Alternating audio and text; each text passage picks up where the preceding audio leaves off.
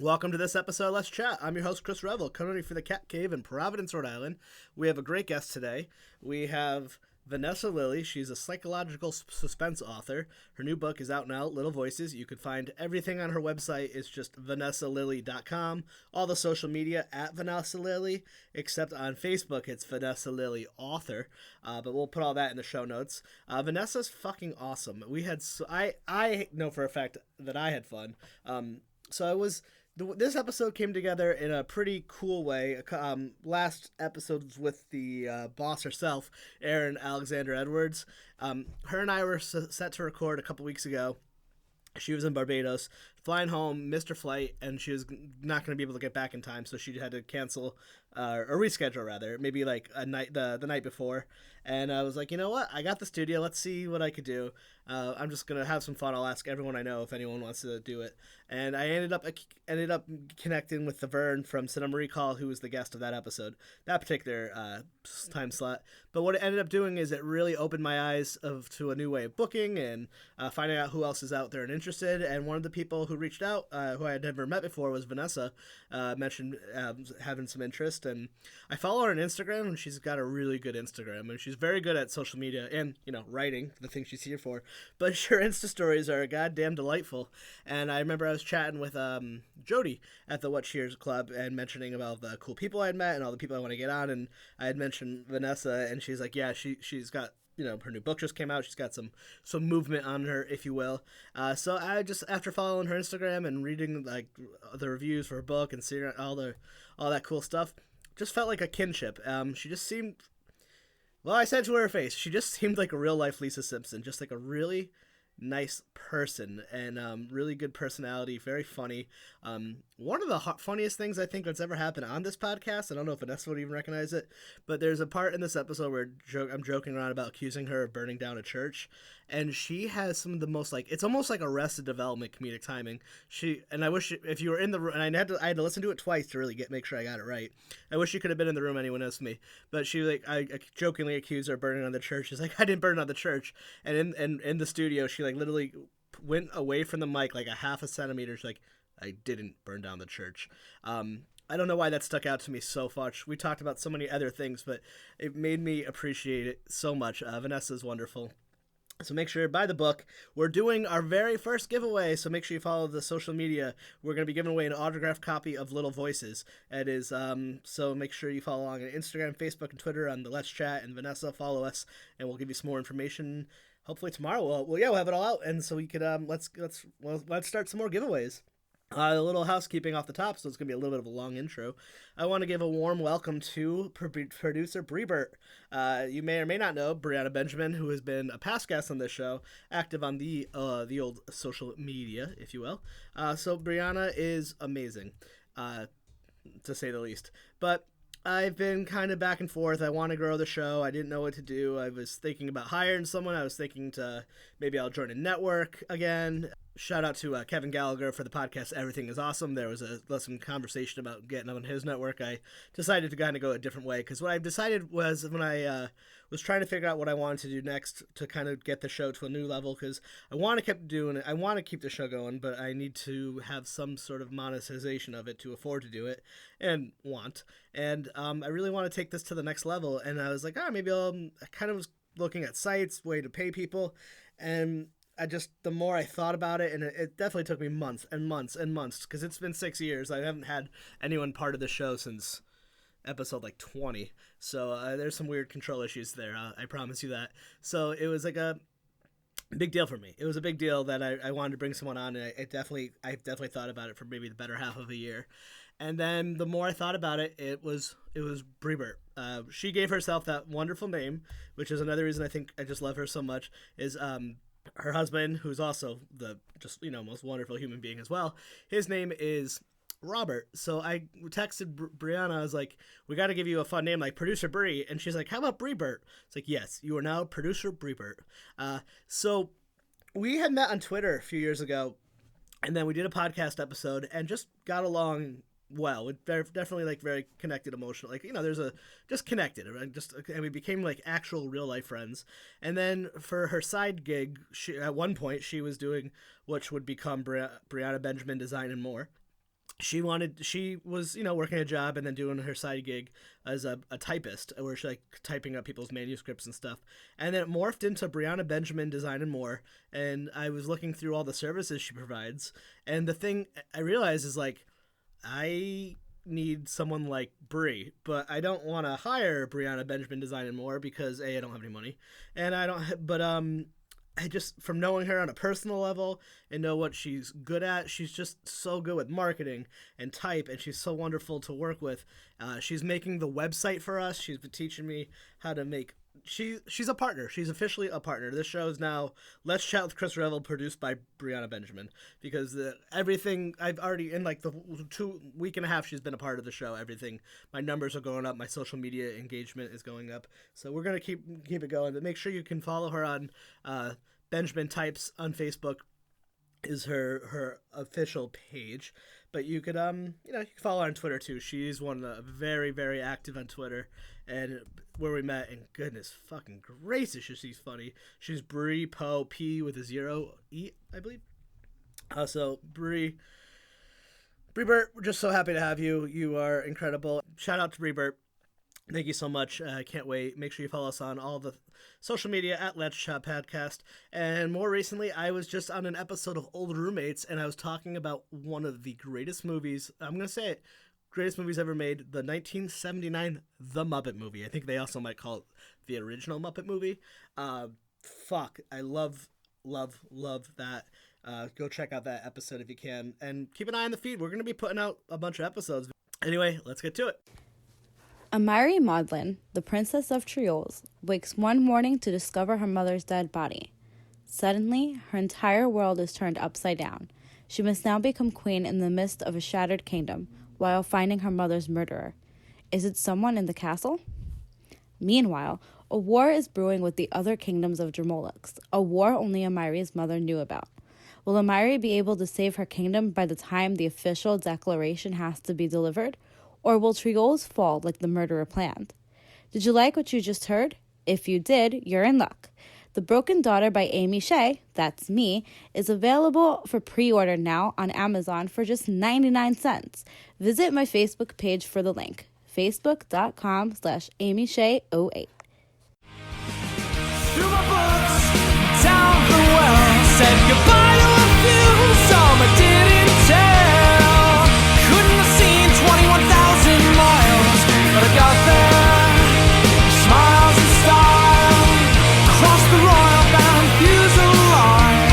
Heights down drives, bloom in the night.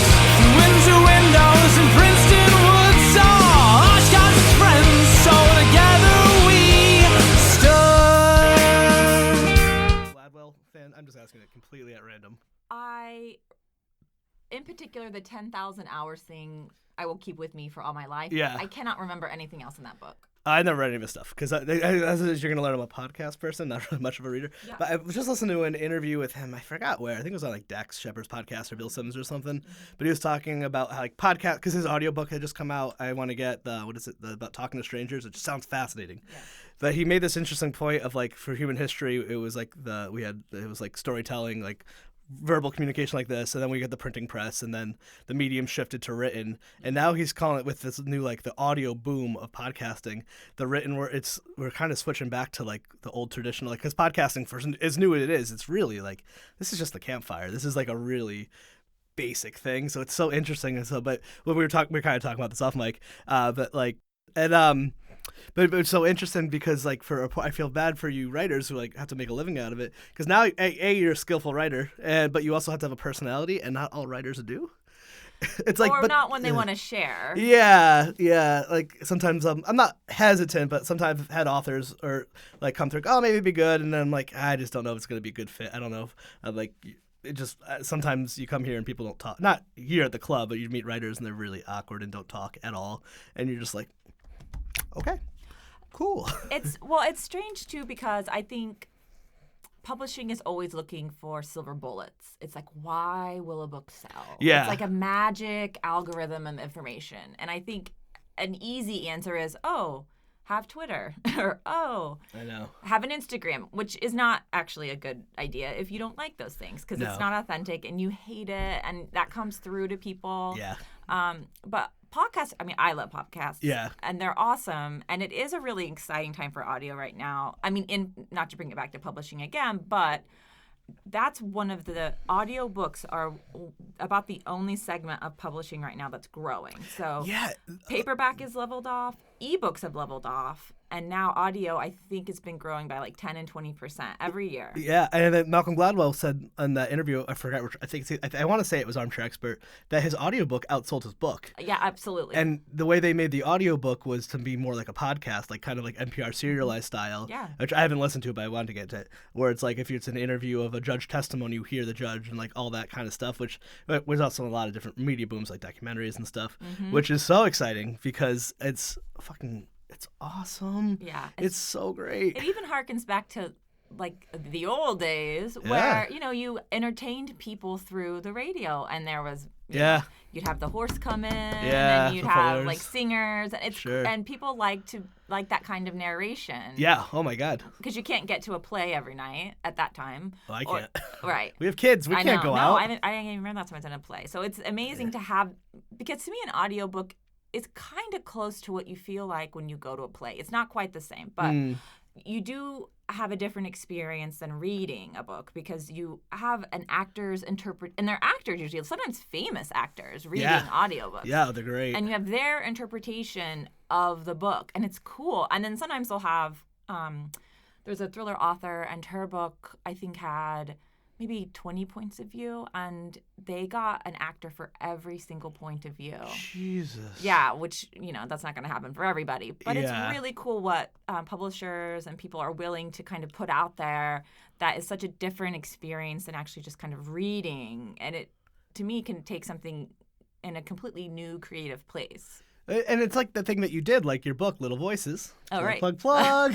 But like, it doesn't die. You don't write it, and then it's not just done. Right. Like you can take that, and then it could be a film. Like, well, the likelihood for anyone who writes anything is it going to become a television show or a movie. Very unlikely. It's just the reality of life. Absolutely. But there's nothing stopping you from just sitting down in the studio and reading your book out loud and making your own audio. Like technology has gotten to that point where you can now do that, and then you can take the thing that you've made and it can go longer and longer and longer and longer, and it's so fun. I mean, I feel they just take over. I travel a lot for work, so it just takes over my life.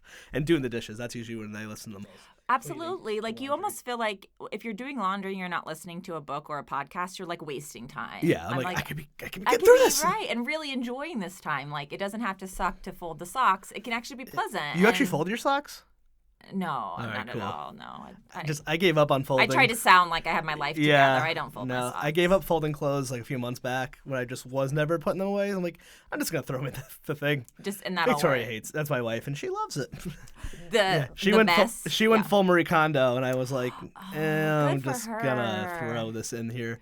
It's not on the floor, so I think that's probably that's good enough. That's good. Yeah. It's not on the same chair. Instead of going from the bed to the chair, that I sleep into the bed to the chair. It's like I'm just gonna throw it in there. Yes. Off topic, I'm missing a lot of clothes. If anyone's find any of them, especially socks. Hopeless. As soon as you now know, that's how the podcast goes. Like, tell us about your book, but really want to learn about your laundry habits. Yes, and that's right. Yes. Well, we both have kids, so they need to do their laundry, and they don't help. No, Dicks. In fact,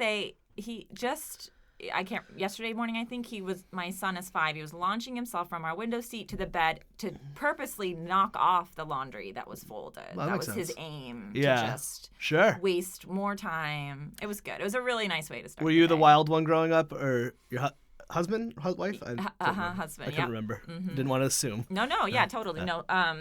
Well, he's the oldest of 5, and that's a whole other. Oh yeah, that's a whole. Say no more. That's it. You got it. You don't like. No one really remembers how they survived. They did survive. They're wonderful. It's all boys too, by the way. Jesus. So 5 boys in a farmhouse in Kansas. What? Mm-hmm. Is that your next book?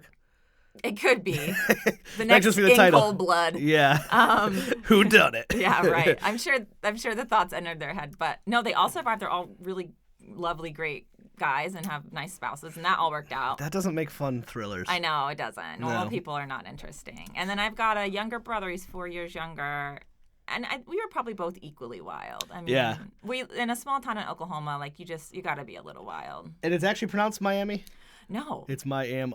you got it. I was reading your stuff. That's right, Miami. Miami. Yes, if you pronounce it Miami, they'll throw rocks at you. Yeah. So don't do that. And if you go to Miami, you got to call it Miami, Florida. Yeah. Is that correct? Yeah, that's very good Okie. Miami, Florida. Florida. I've on a completely just nothing but projection. I have nothing to base this off of. I just wanted to assume that you were Lisa Simpson growing up.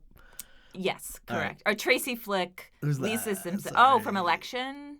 I'm sorry. What that is. She's same principles Okay. as Lisa Simpson. Yeah, is that weird that I put that on you without No, even never meeting you? it's correct. I just like the hand up. And, I was like, totally. I'm like, you write books. Yeah, You but go to museums for fun, according to Instagram. I do like museums. That's a fun thing to do with kids. I mean, it's not always easy, but I don't like kid stuff. Kind of sucks. Children's museums. I mean, God bless, they're great, but man, They're good to get the energy out and they learn their skills or whatever. But you're not having fun. No, you're not having fun. But I kind of have fun at museums. Yeah. Like those are nice, and there's usually a car ride to Boston or something involved. Yeah. That'll burn another hour. Lunch is so it can kind of fill a whole day. We're just getting to that. Like, she still naps, but kind of getting out of it. We're starting to get into that. Like we can start traveling farther in the daytime. Yeah, that's huge. Not being home in the middle of the day. I also love the naps, so it's gonna be tough. Yeah, naps are nice. I know. It's good to have a good sleeper. Sure, yeah. So, what is your journey from? I know you're from Miami, Yes. Oklahoma. Good. That's perfect. And then college brings you to DC.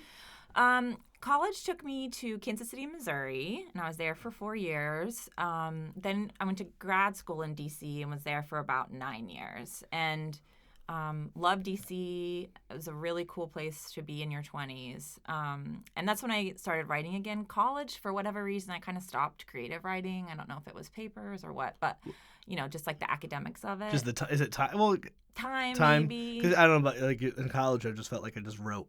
Because I had to write papers for fun. Yeah, and so that wasn't fun to write more maybe. Yeah, I really wished I kind of stuck with it. But anyway, I got back to it in my early 20s and started, trying to write again and joined some writing groups and critique book groups and things in DC.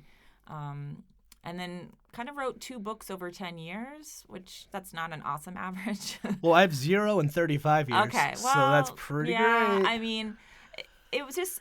This is going back to the Malcolm Gladwell 10,000 hours thing. Yeah. It really, for me, it just took me a really long time to find kind of my voice. And I would say particularly, even though I've now published a book, I just wrote another book and it's coming out in September. Congrats. Thank you. That's so big. Yeah, it's awesome. But it still was a mess. So, it never gets easy either. Yeah. I think in my mind I had this idea that once you published, I don't know, things would just be easier. And it's not that I'm complaining, but it's interesting that that for people, especially if you're writing and you feel like it's not good enough, that just never goes away. Mm-hmm. That's just a feeling that will always be there, unfortunately. Imposter syndrome, even? I think it's imposter syndrome. And I also think, again, that 10,000 hours thing also has to do with when you read enough, what's good. It takes you a while to get to where you feel like what you're producing is kind of even close to that. Mm. And even when, let's say, you hit a certain level that you're happy with, and maybe it's even good enough to be published, once you've achieved that with one thing, you're still starting from page 1 and the next thing. And you have to kind of build it back up from first draft, second, third, whatever your process is. And, with this book that will be coming out in September, it's called For the Best. So I sent it to my editor. And I knew there were some things that were not working, but I thought a lot of things were. And, to be fair, my editor really liked it. But she was like, okay, we kind of pretty much have to rewrite this. And that's just what it is. That's the business. That's the professionalism of it. You say, okay, what do I need to do? And you just get over it and you do it. If that's what, if you agree with the edits and notes. And I did. I mean, I knew it wasn't there and I was open to completely rewriting it. And that's pretty much what I did. And it's such a better book now. I mean, it's incredible what listening to people who know what they're talking about can do. Do you like writing? I do. I like asking that to writers because usually you get no, or it's usually you get the I like having writ. Yeah. No, I like writing. I mean, I'm at a 5, on a 1 to 10 scale. Most days are a 5. and you kind of write for days that are like 10s, and you don't get a lot of those. Sure. But you get some. Like right now, I'm about to start something new, and there are a lot of 10s now because you don't really have to do anything right now. You're all ideas, which, I mean, there's nothing better than an idea because there's no work involved. You just sit there and imagine something brilliant. And I'm just kind of brainstorming characters, and there's just nothing but possibility and opportunity in front of me, right? This is like a sweet spot because soon I'll be writing and I'll think it's terrible. But for right now, it's really exciting because I've just got like ideas and research and, oh, wouldn't it be cool if I did this? So I'm loving it right now, but I know soon I will be hating it. I feel it sucks too in a way. I feel like you just wrote this book and now you're already on to the next one. But are you still promoting? You're still promoting Little Voices while simultaneously having to write the next one. Yes, all of that. Correct. I know creativity loves a good timeline, right? Like I know they're always like, you should have this perfect thing by this in 1 year. That works, huh? Yeah. How's that going? And I mean, at the end of the day, publishing is a business. Yeah. And my publisher is Amazon Publishing. That's a business. And they are fantastic, but they have deadlines. Yeah. They have schedules, and as much as it is creative and mystical in some forms, you really have to be professional about it and treat interactions like true business encounters. And to do this professionally long term, you have to just like show up and do the work, listen to feedback and critiques, and hit your deadlines. And there's some flexibility, a week or two or something like that. Yeah. But especially being a new author, like at an early stage, like I personally think when you're the new guy, you have to just really be the first one in, last one out, kind of show up, do the work. Yeah. Because I've just still got a lot to prove. Yeah. And now for like, I don't know much about publishing world, so this is really interesting for me because I know more like from just listening to podcasts like TV and movies and stuff. Yeah, absolutely. Like I know like Marvel movies will be like, well, we have they'll have like a title and they'll have a date, and then they have to make the movie that it doesn't matter if it's good or bad, it's coming out this day. And if you're the director, whoever it is, you're you get all the risk and the reward kind of thing for it. Like how do you write a book? This is gonna sound so basic. Like I felt even weird coming to the Writers Club. Like I have such anxiety about writing. Like I hate it so much. Okay. Yeah. I hate it. I like talking and I like reading, and I like to recognize other people's good writing. But like even when I was reading like some of your book, I was like reading like chapters, looking through your book. I was like, how do you do that? Like I could never like write it and then remember what I did on page 7 and then again in 95. Like those themes, I have no idea how you trace it. For me, writing is like the exploration of an idea or a feeling, and so I just kind of chase feelings I have. Like with Little Voices, it was exploring all my complicated feelings around being a new mom, the joy, the terror, all of it. I don't know why this is so odd. For some reason, when I read, how about give it a little synopsis of your book so I don't ruin it for people. Oh sure. So Little Voices is a story of a woman who, on the night she goes into emergency labor and almost dies, her friend is murdered. And back home from the hospital, my main character is reeling postpartum. She's actually hearing voices, which is a form in some very severe postpartum. And despite all of these challenges, she's going to try to solve her friend's murder and return to who she was, before she had the baby. Were the voices like big or little? Well, Little I mean, voices. It's called Little Voices. So they're mean. They're little, but they're mean. But when I'm reading, like, just the premise, anyone else out there who knows the show enough as I'm a pulp culture fanatic, my first two thoughts were O.J. Simpson and Veronica Mars. Oh, that's cool. I don't know. I don't know if you were ever a Veronica Mars fan. I way back when, but I didn't finish it. Which I know. People, I'm not not on that level. I won't be that person. No, but it's all right. I personally love this Hulu season. I really liked. Cool. That's good. Yeah, I've heard mixed things, but again, I have no idea. Yeah, and then I don't know why I thought of the OJ thing. That was just so weird. It's like one of the most important murder trials. Yeah, I was like, well, Chris lost, they were her and what's his name, Robert, and then their friend murdered their friend. But how much of is this story? How much of this stuff actually happened to you? Like, my wife had gone through postpartum as well. Yeah, so I was never diagnosed with postpartum depression, but my son didn't really sleep for 2 years. So oh my fucking God. It was really hard, and I was exhausted and kind of on another plane of existence, and really missed my old life a lot. And it's very difficult to love this new being in your life and to be so happy that you have the opportunity to have a child and have this experience, and then at the same time also feel very conflicted about being exhausted and being frustrated and having most of your day revolve around diapers and baby food. It's just, and especially because most of us have just worked, like 2 jobs our whole life, and to suddenly just have everything stop and be focused on pretty inane, somewhat boring, and a lot of boring, especially when they're bored. Oh my gosh, I know. You just sit there and watch TV, like you do. they sleep and eat. And... Or for me, I felt like I was waiting for a bomb to go off because he would cry all the time, and then buddy. he was just not a good sleeper. So for me, the way he would sleep is I would wear him, which my main character does as well, and so I would just like walk up and down Blackstone Boulevard every day for hours a day, and being a writer, my mind just became drawn to the story also of a new mom who wanted to solve a murder because I love thrillers. Yeah. And so I just had this longing in myself to read a book that had a new mom in it, and not a new mom who was like just reeling from postpartum, but who was actually proactive in an investigation. And I wanted to see her figuring things out and, finding leads the police didn't, but then also struggling. And there's like a lot of like, she's pumping. Like I wanted there to be a lot of reality because to me it was important to capture that. And there's nothing wrong. Like my next book, For the Best, there's like a 4-year-old, almost 5-year-old kid in it, and he's in it, but it's not the heart of the story. This mother-son relationship. Whereas in Little Voices, so much of the book is about new motherhood. I mean, there's other elements to it, but I really wanted to capture that moment in my life, as we were saying, when you have a podcast or just anything. It's like a snapshot into that time. And if I were to try to write Little Voices now, it would be a completely different book. I can't remember what it's like to have a baby. That's been 5 years. I have no idea. No, your brain wipes that shit it right does. out. It's gone. Yeah. And I was, on book tour and stuff, I was like reading through for passages to read or whatever. And there was so much stuff in there. I was like, oh yeah. I just completely forgot. So it was important for me to also just like capture that moment and all the kind of terrors of fiction. Yeah. Capture motherhood. But to wrap it around the murder mystery is the thing I think I like about it the most, because at least that my aware, that isn't usually. There aren't as many. When I wrote Little Voices, kind of the biggest book that had any postpartum theme at all is by Sherry LaPana called The Couple Next Door, and it was a big hit. There's another book called The Perfect Mother by Amy Malloy that has a group of mothers in Brooklyn that are solving a crime. And now I think in the past maybe year or two, there have been a few debuts also that have some motherhood in it.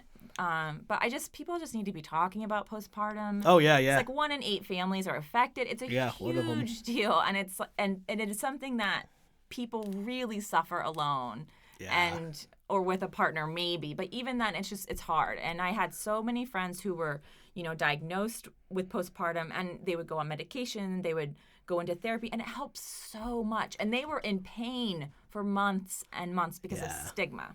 Yeah. Oh, it's you. I work at Butler Hospital. Oh, so, exactly. Yeah. So yes. They in my old office, they used to run the postpartum group. Oh, wow. Not me, but right there. We were mixed with women and infants, called Care New England, blah, blah, blah. But yeah, no, and my wife's a huge advocate. Actually, we're actually going to the State House after this. I actually got there today to testify on a bill that they're trying to pass for so doulas can get compensated by insurance companies. My wife's the politically she wants, but like her postpartum depression has like really pushed her more into like politics and putting for that. But it's interesting though, because what you did is you took that story, but then you didn't do a biography, which is also fascinating. Yeah. But you wrapped it around a murder mystery. I did. Well, does that give you more?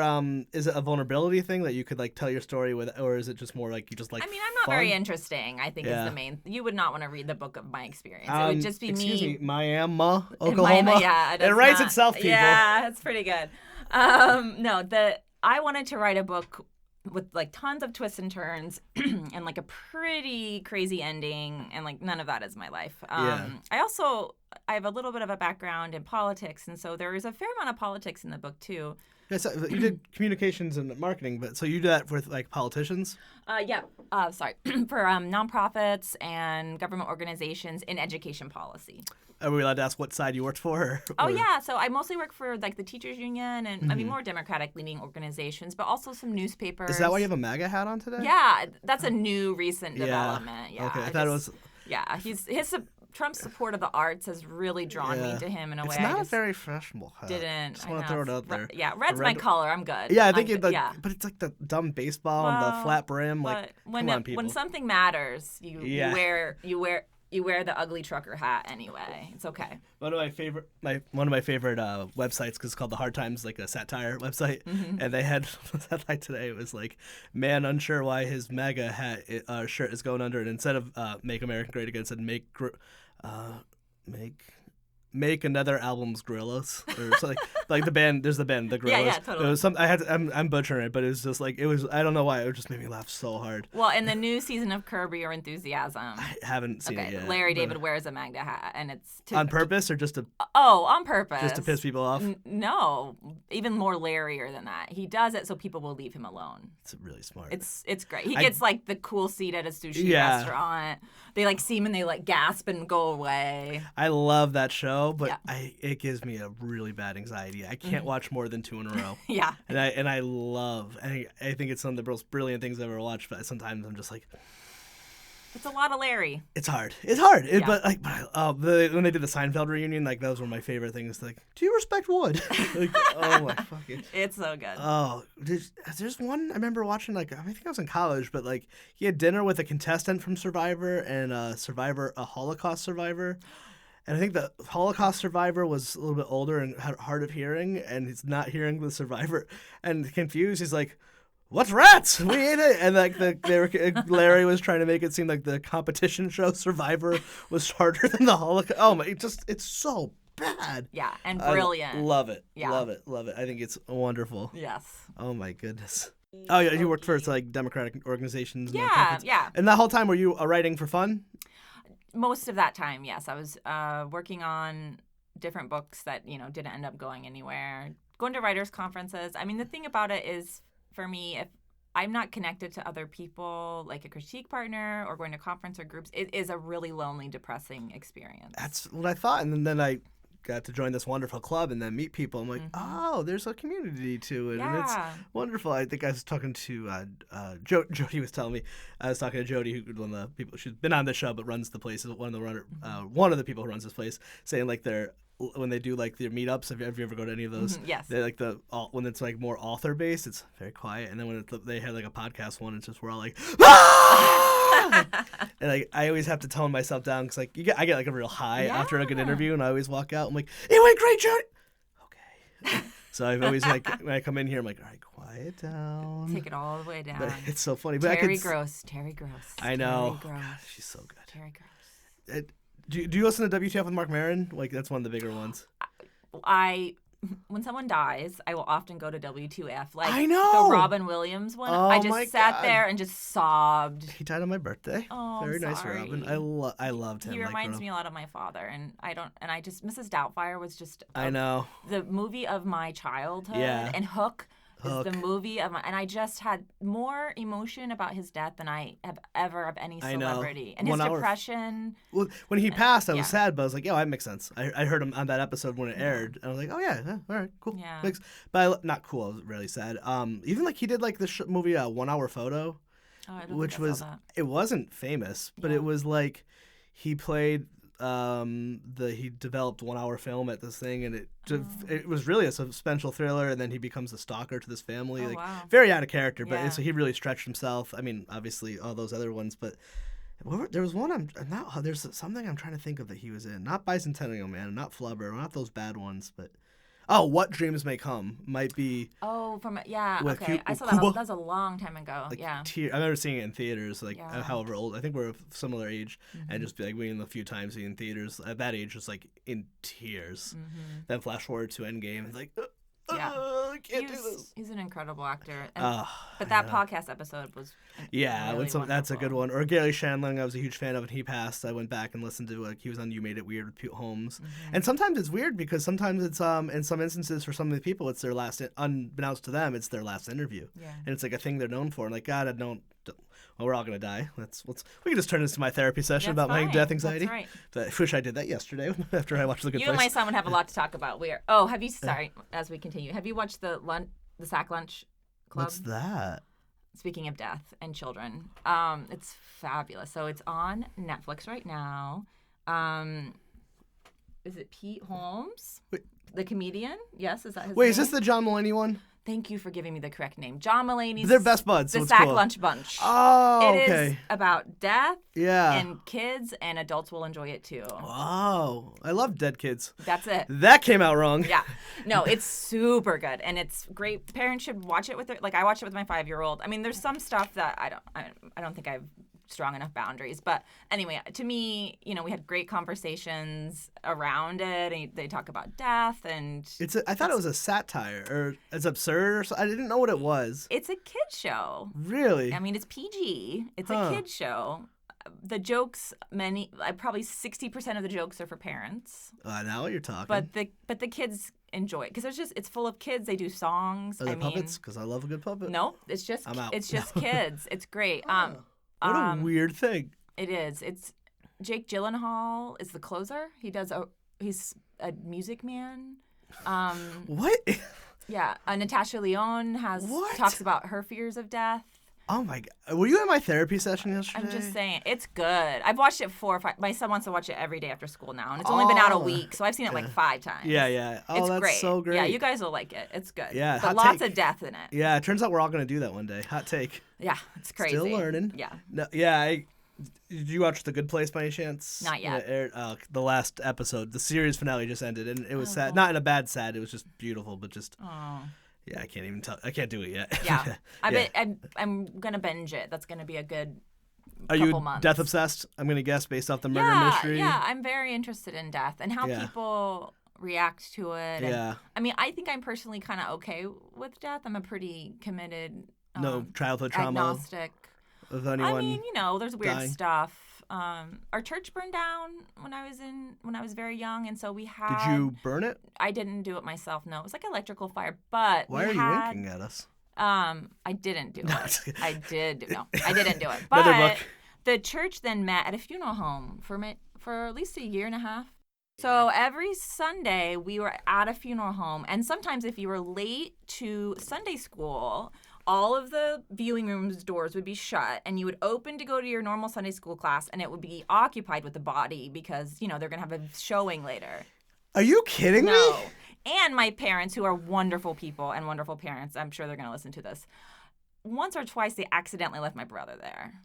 Because it's like, you take him, I got him, and then so my brother was left at a funeral home like maybe once or twice. But before we get judgy, I have to say Yeah. I've never been a parent in a world pre-cell phone, so Who knows? I allow it. That's right. It makes total sense to me. And it's a nice funeral home. He was fine. Oh, they're lovely. Yeah, it's no big deal. But that's fucking weird. Yeah. Have you ever put that together to your book until today? You're like, oh, because that's what we're here. Yeah, I mean, it's, it is a little odd, but also it was a lovely funeral home and nice of them to let us meet there. And then they built up a nice, pretty new church. and it What was fun. decisions they were making at that level of the church? Be like, well, we already got the guy in. I'm assuming you're some sort of Christianity. Like, Yeah. we already got the dude up there hanging, bleeding. Like, what's the funeral home? Let's be fine. I That's remember right. as a kid being like, we were like, I think Christian. I'm bad at this part, but Well, what was your church called? I don't remember. Saint don't Rose, maybe. Oh, you're a Catholic?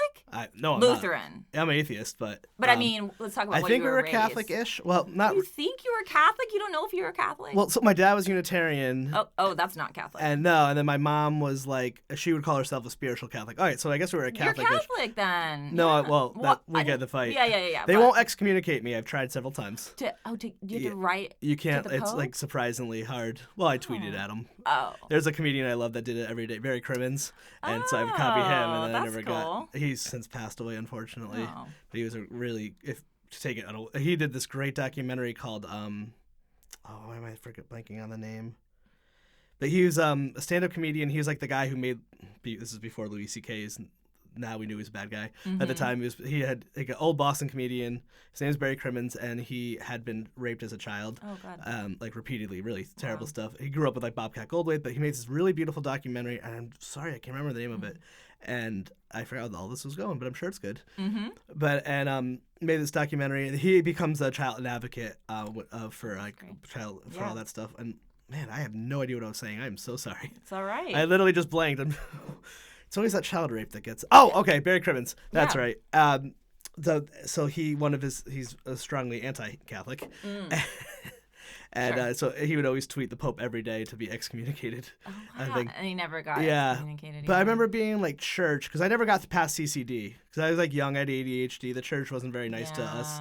From They my like you to memory. sit there and listen. Yeah, it wasn't me. It was my Yeah. poor parents. Yeah. But I do remember being like my mom and like the era of like Tipper Gore and like Mm. CDs had like about like like it's like when the far left, like the left and the Christian right teamed up to make sure like for censorship. My mom and dad were probably a little bit more into that. Mm-hmm. And I remember like honestly being like I can't listen to like. I remember it was a big deal. You couldn't buy Dr. Dre's album, the first one, The Chronic, because it had a weed leaf on it. And it was like CD burning, like Yeah. the whole era of Two Live Crew. And then we would go to church, and I would sit there and stare at a man on a cross. And I actually think I got yelled at one time. I'm like, take him down! Yeah. And now I think it's hilarious. But I think as a kid, I was like A actually little traumatizing. afraid of it. I was like, Yeah. just fucking take the nails out! Yeah. My son doesn't like crucifixes either. No, they're really mean. It's a very, when you go to museums, there's a lot of crucifixes. Yeah. You know, there's a lot of like baby Jesuses on Marys and crucifixes. And it is sort of a shocking, we're desensitized to it, but I don't know if that's a good thing. But Yeah. we're, you know, very used to just seeing this man.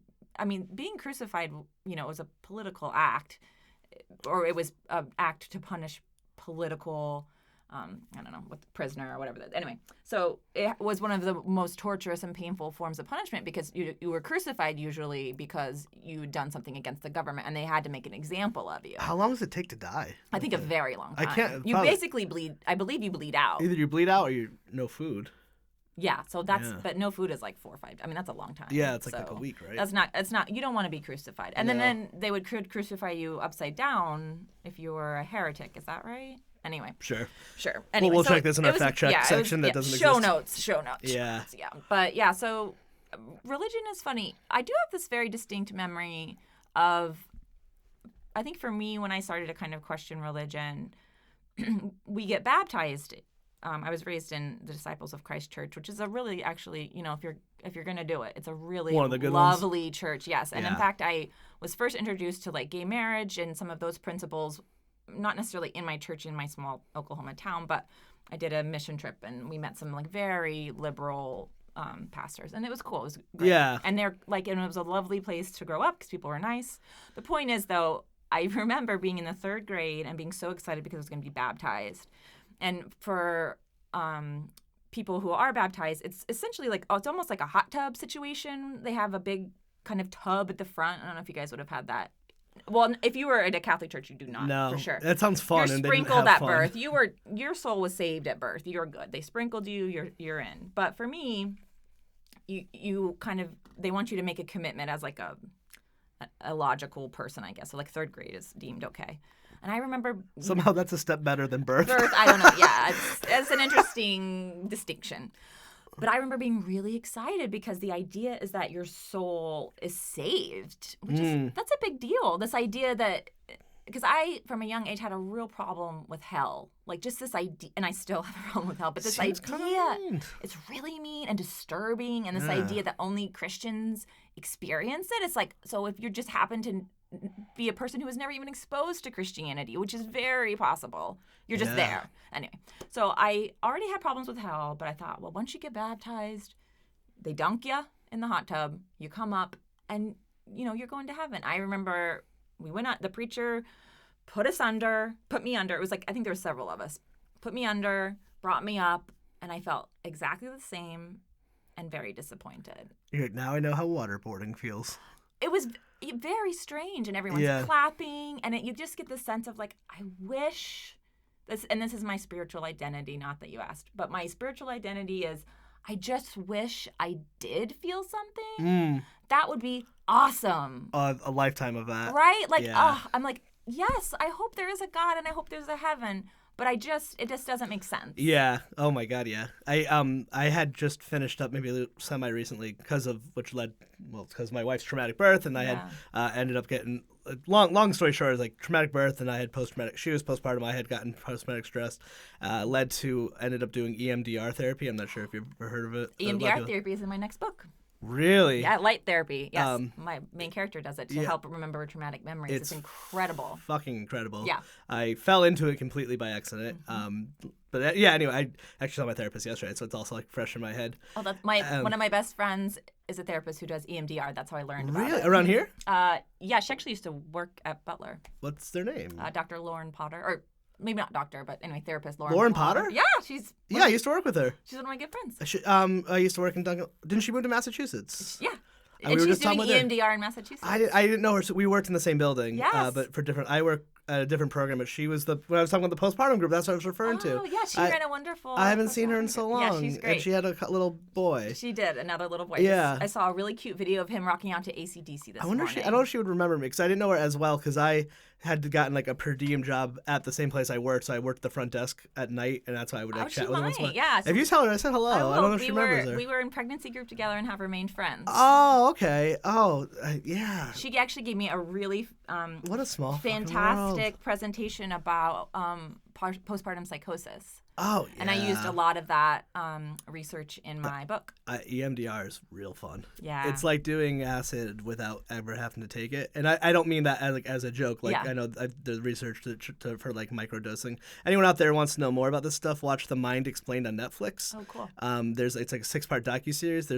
There's one episode that is about microdosing. But the point to that is that hallucinogenics, meditation, hypnosis, and EMDR therapy all do the same thing, like the access to the subconscious.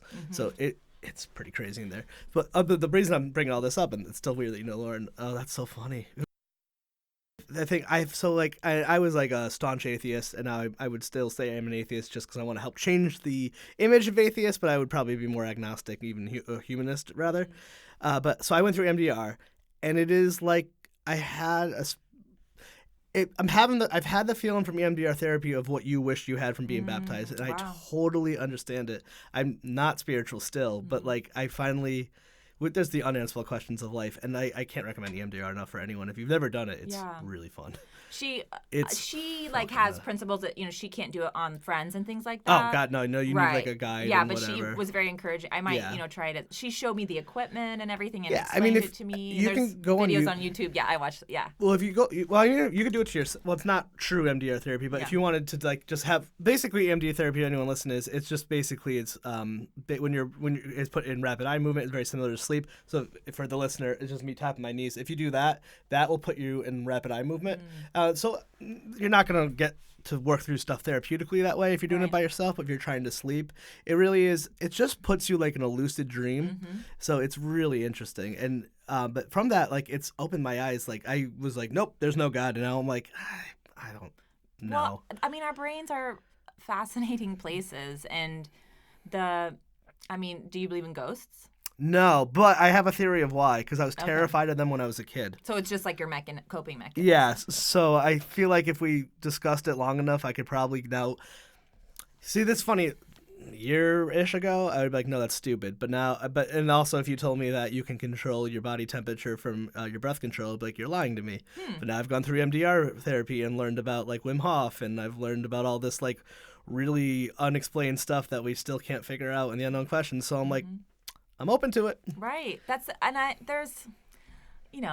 Everybody, I kind of want to believe in magic. I want to believe in something, right? And it's there, and the brain, there's so little we know about it. And it's really powerful. And the things, like if you look at what other animals can do, like in the animal kingdom, like their specialties and from, changing the color of a chameleon's skin. But there are other things that animals can do that almost seem magical. And it's like, well, they're just genetically able to do those things. So who knows what else is possible and where our consciousness can go. I don't know. I can talk about it forever. Hey, we got some time. Let's do it. Well, like, so I don't know if you know. I have just learned his name's Wim Hof. They call him the Iceman. He's like this guy from Denmark. He's a skeptic, complete skeptic. I think his wife died or something. But so he had learned you can control your body. The subconscious also regulates body temperature. So he learned to change his breathing pattern, and he now hikes Mount Everest in shorts. He has and he submits all of this stuff to Imperial empirical research. Yeah. So, he's got the world record for swimming under ice at the longest length. Wow. And so everyone's like, you're an anomaly, this is impossible, whatever. It's like, no, I'm not. So he'll take people like you, me, whoever, and like do groups, and in 4 days he'll teach you, and you could do that. So I would say that's all bullshit, but that's true. But it's right. So the problem with here's where I get tough with it is because it's like, when you do that though, you're just getting one step away from like Gwyneth Paltrow world, who I fucking despise and hate. So it's like this kind of thing where you have to be like, all right, one thing that they believe is true, but everything else is garbage. Yeah. So I don't know, because then you get into the whole don't take medicine because like veganism cures the vegan diet. Yeah, so it gets tough. I think you have to always ask yourself, is someone trying to make money off of me? Yeah. That's a really important question when you're exploring things. Yeah, absolutely. And I'm also a true believer that like things should be working in tandem together, not against each other. Like a lot of EMDR therapy is really just pretty much science now being like, so the Buddhists, they were right. Like a lot of what EMDR therapy is just because the whole premise of like with EMDR therapy or microdosing or even hypnosis, if you just go into it not thinking it's going to work, it's just not going to work. Right. So they're like, we know it works, we just don't know why. So but that's so cool. It's going to be in your new book. Yeah. Because like you're the character in your story could really use some after all that. Well, so in Little Voices, it's in my coming up next book. So in Little Voices, she has sort of rejected therapy, which is part of, not rejected, but she's avoiding therapy. Well, I'm going to get, but that's where like the solving of that's the thing too. Like, so therapy is wonderful, but like in that you're strive the extremism for justice. Right. So she's fixated, which is a common issue with postpartum. She's fixated on the crime of her friend, and she puts all of her energy and focus Which is a good into thing. that. Yeah, which is good because it helps solve it. In my next book, which is called For the Best, which comes out in September, my main character had a traumatic childhood event, and she has started having dreams about it, and then she subsequently has a pretty serious alcohol problem. And so one night she gets blackout drunk, and a man is murdered, and she's the only suspect. Yeah, which, if anyone has had too many to drink, that's sort of top nightmare. You might believe it. scenario. I've never been blackout. That's wonderful. I'm just not a drinker. That's good. Never had been. That is great. Yeah. Because it's a really destructive thing, and it kind of ruins lives. And I've had many people I love who've been pretty impacted by alcohol in various ways. So she has a couple points in her life where the curtain has faded to black. And so she goes to EMDR therapy as sort of a last resort to try to remember what happened that night with the man in the murder that she's accused of. And it does help in some ways that is to help cool. because the way Lauren explained it to me is that there are so many memories and things that either are locked away because of maybe time, but probably trauma.